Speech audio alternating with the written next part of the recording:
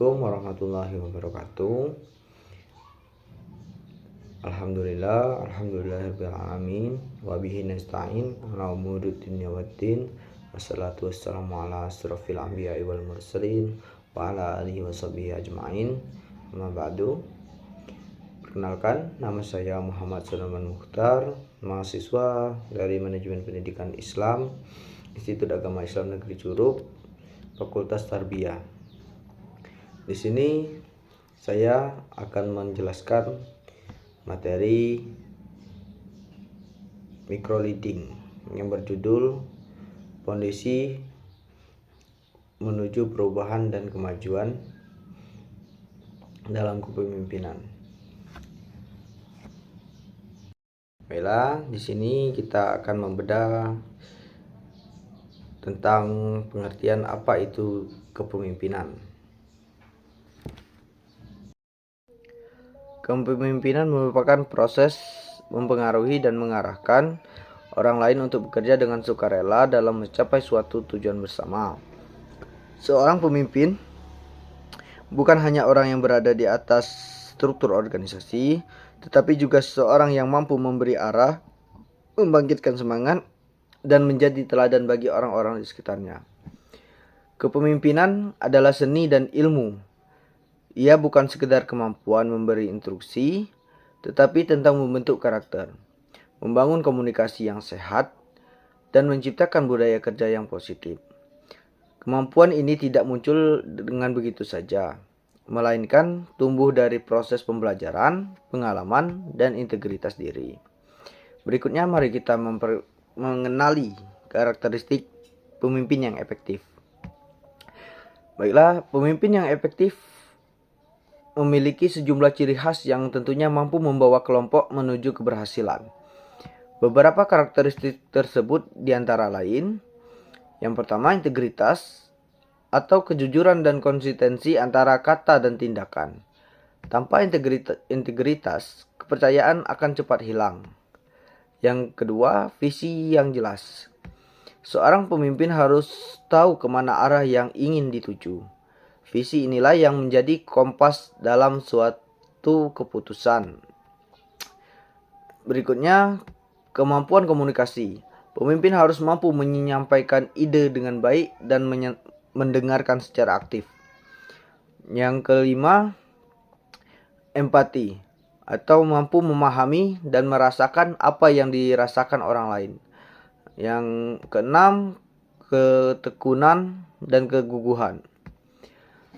Atau dalam menghadapi tantangan dan rintangan, pemimpin harus tetap teguh dan tidak mudah menyerah. Yang terakhir adalah kemampuan mengambil keputusan. Seorang pemimpin harus bisa mengambil keputusan yang mudah, tapi pemimpin harus berani mengambil risiko yang diperhitungkan.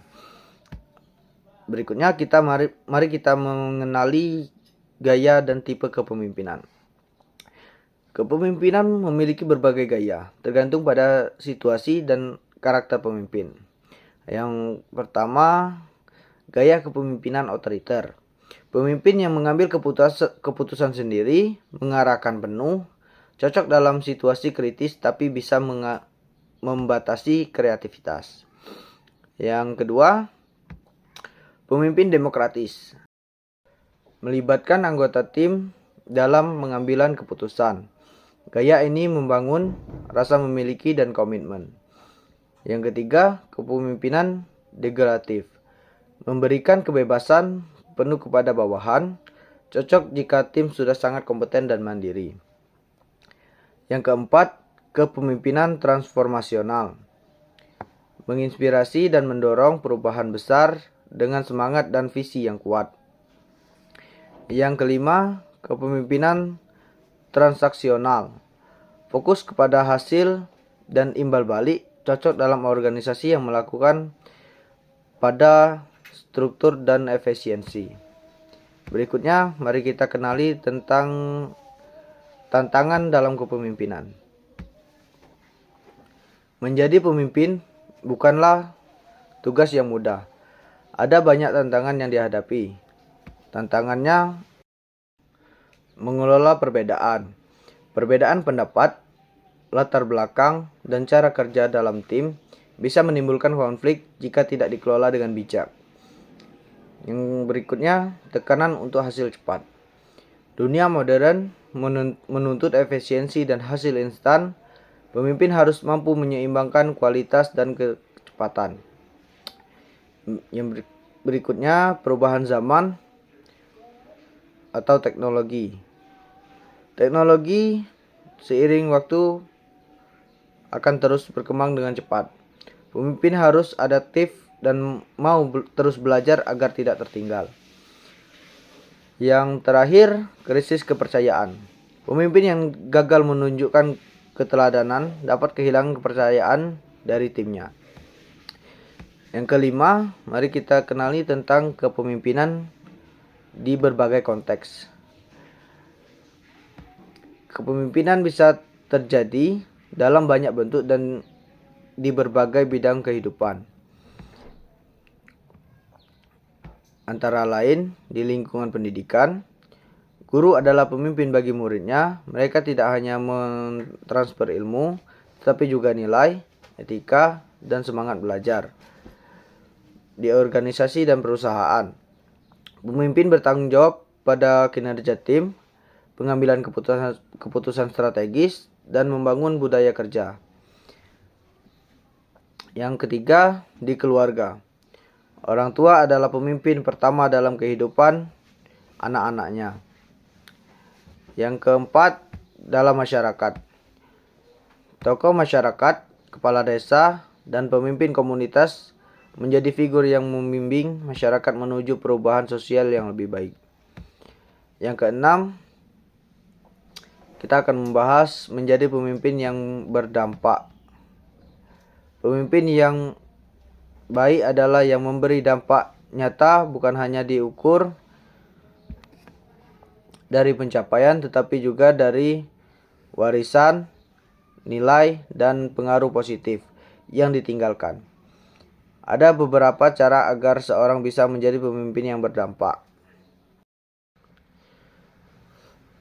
yaitu mulai dari diri sendiri, disiplin, jujur, dan bertanggung jawab. Berani menerima kritik dan belajar. Pemimpin yang baik bukan yang merasa paling tahu, tetapi juga harus bertumbuh. Membangun kolaborasi. Kepemimpinan tidak hanya dilakukan sendiri. Pemimpin harus membangun jaringan dan memperkuat kinerja tim. Menjadi teladan, bukan hanya memberi perintah, tetapi sikap dan tindakan pemimpin akan lebih berbicara daripada kata-katanya. Terakhir, kesimpulan. Pemimpin bukanlah posisi, melainkan pengaruh. Setiap orang memiliki potensi menjadi pemimpin, dimulai dari pemimpin diri sendiri dalam dunia yang semakin kompleks ini. Pemimpin yang kuat, beretika, humanis sangat dibutuhkan dalam kehidupan sehari-hari. Pemimpin sejati adalah mereka yang mampu menjadi cahaya di tengah kegelapan, menjadi arah saat orang lain kehilangan kompas, dan menjadi harapan saat situasi penuh tantangan. Mari kita siapkan diri menjadi pemimpin bukan hanya untuk orang lain, tetapi juga untuk perubahan yang lebih besar bagi bangsa dan kemanusiaan dalam kehidupan sehari-hari. Oke, itulah penjelasan yang dapat saya sampaikan. Lebih dan kurangnya saya mohon maaf. Kepada Allah saya mohon ampun. Saya akhiri, wabillahi taufiq wal hidayah. Wassalamualaikum warahmatullahi wabarakatuh.